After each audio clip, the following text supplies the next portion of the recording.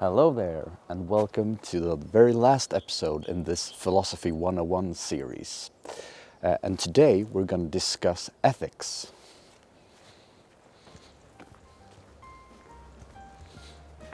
I picked ethics to be last for many reasons. For starters, the way I see it is that ethics sorta hangs above all the other subcategories of philosophy. It is sort of dependent upon the others. Throughout this series of philosophy, all the subcategories that we've been discussing have been very theoretical. But ethics, on the other hand, is on the practical side of philosophy. It is mostly concerned with human interaction and character. It asks questions such as, what can we consider a good life? And which actions can we deem morally good or bad? In a way, we have already touched upon this subject when we discussed Kierkegaard's life spheres. Because the first question I ask myself when considering if an act is good or bad is according to what TLoss? TLoss meaning end goal and purpose. And the TLoss is in a way metaphysical. So whenever a certain moral dilemma appears, completely opposite actions might be acceptable. It's dependent upon which ethical doctrine or telos you have subscribed to. I think the easiest way to really grasp what ethics is all about is actually to talk about a couple of different ethical doctrines. So let's go through some classical ones. I think we should begin with good old Immanuel Kant. The 18th century German philosopher Immanuel Kant theorized a lot on the subject of ethics.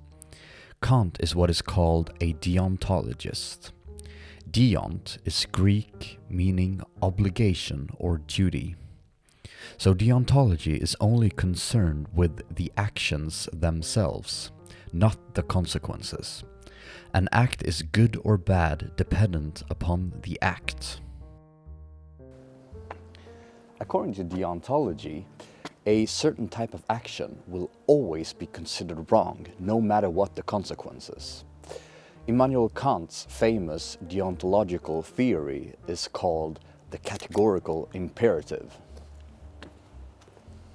An imperative simply means that it is an encouragement or even a must to commit or not commit a certain act. And what he means by categorical is in virtue of applying it unconditionally, no matter what the consequences, what time and place in the universe. It doesn't matter if I'm here on Earth at this time or 1,000,000 years ago on the planet Naboo. The categorical imperative states, act only according to that maxim whereby you can at the same time will that it should become a universal law. So what Immanuel Kant wants you to do is that whenever you're considering an action, you should think, would this action work as a universal law for me and everyone else to follow? For instance, would it be okay for me to murder anyone? Well, the world would probably be a bit barbaric if it was okay for everyone to murder, don't you think? Okay, but can I steal? If that was okay, there really are no such thing as personal property. Don't you like personal property? But okay, is it okay for me to lie then? Would you be happy if everyone else told you lies all the time? Come on, Immanuel.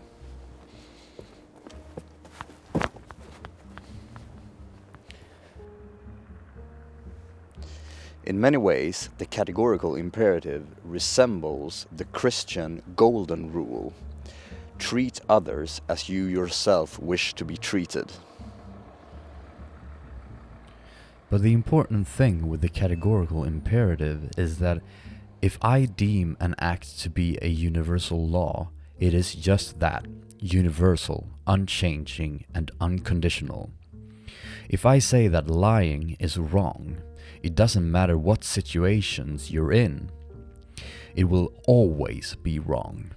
Even if someone asks you where your wife is because he wants to kill her, you are obligated to tell him the truth, no matter what.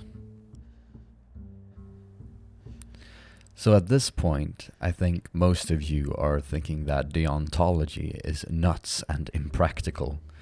Well, yes, in a way. So let's talk about what is usually considered the opposite of deontology, and that would be consequentialism. A consequentialist, as the name implies, is only concerned with the consequences or the outcome of a certain action. Let's go through an absurd example. To a deontologist, murder is always considered wrong. But hey, let's say that I just invented a time machine. Now we can go back in time, murder Hitler in his cradle. A consequentialist would hop on that time machine in an instant. Think of all the lives we would save. So, for a consequentialist, the act of murder can even be considered a good action, as long as the outcome is good. What do we even mean with a good outcome? Let's talk about another famous ethical thinker, namely Jeremy Bentham. Jeremy Bentham was an English philosopher and jurist, and is regarded as the founder of modern utilitarianism. As the name suggests, we are aiming at the most utility. The axiom according to Bentham that should guide any human action is the greatest happiness of the greatest number. That is the measure of right and wrong. So whenever you're considering an action, Jeremy Bentham wants you to think, what type of action will bring the most happiness into the world? For instance, is it okay for me to murder? Most likely, a lot of people will be sad if you do. But okay, is it okay for me to steal a potato? Probably not. Someone have spent a lot of time growing it, and he might be unhappy. But okay, is it okay for me to lie then? Well, yeah, if it will bring about a lot of happiness, and in that way, everything is okay to do if it brings a lot of happiness. Yay! As you may notice, there's a couple of problems with utilitarianism for sure. For instance, how can you at all know the consequences of an action? How would you know that your actions would lead to the greatest amount of happiness to the most people? You would have to be able to look into the future to be able to be absolutely sure.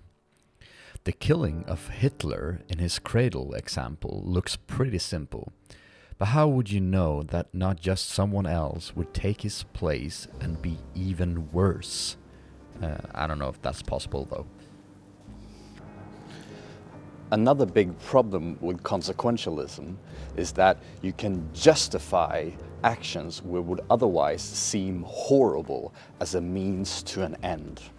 Remember, the actions themselves doesn't count. It is only the consequences and the outcome. Some might even say that it is okay to murder millions of people as long as it brings about the utopia that everybody's hoping for, that will bring happiness to the world. If we go back to Kant, he would strongly disagree here. He would want us to consider every person as an end in themselves. So in that manner, every person becomes sacred and immune to becoming and means to an end. So for Kant, it is never okay to kill a fellow human being, not even if it's Hitler.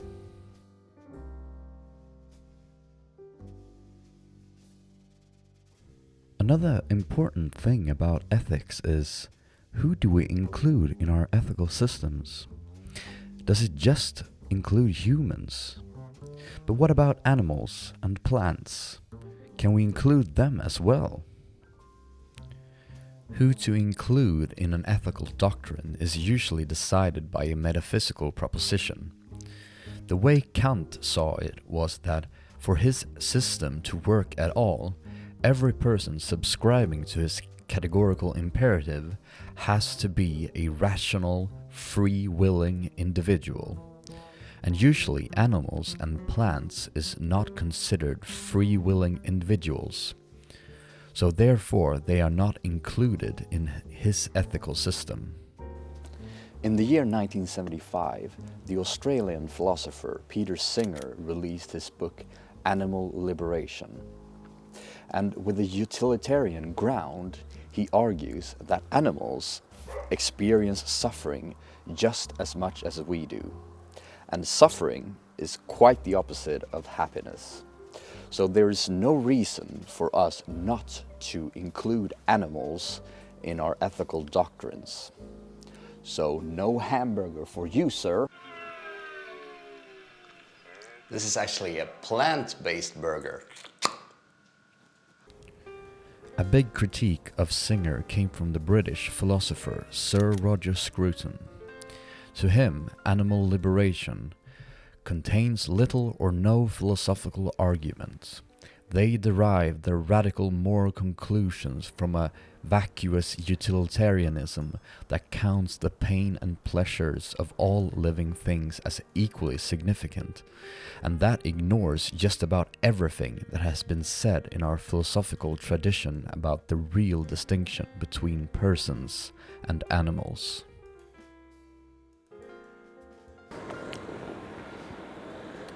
Roger Scruton pointed out that whenever you include anyone in an ethical doctrine, you will always expect the counterpart, which is animals in this case, to act accordingly. So let's say that I say it's wrong to kill other animals, and I also include a lion in that ethical doctrine. I cannot possibly expect the lion to follow the same ethical doctrine as me.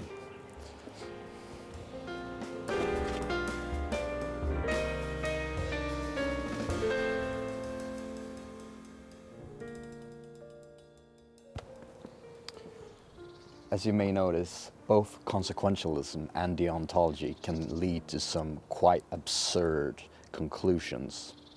But I still think it's a good idea to get to know them both very well. To conclude this series here now, I've made an analogy of how I look at the whole subject of philosophy.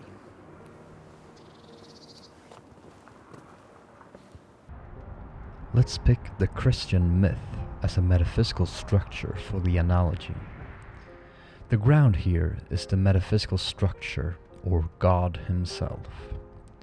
It is an invented firm ground for us to base all our beliefs upon, such as epistemology, logic, and ethics. It hangs above an infinite abyss. If a lot of people subscribe to this structure, after years and years, things will begin to grow, such as the idea of the soul, science, love, and a tree of truth. And from the tree we receive fruits of ethics. But all of this is based upon the ground of metaphysics. But what happened when all of a sudden people's belief in a metaphysical structure such as the Christian doctrine begins to crumble and crack and explode? The tree can survive without a firm ground, hanging over the abyss. This phenomenon will we analyze in depth in the upcoming episodes on the philosopher Friedrich Nietzsche and the death of God.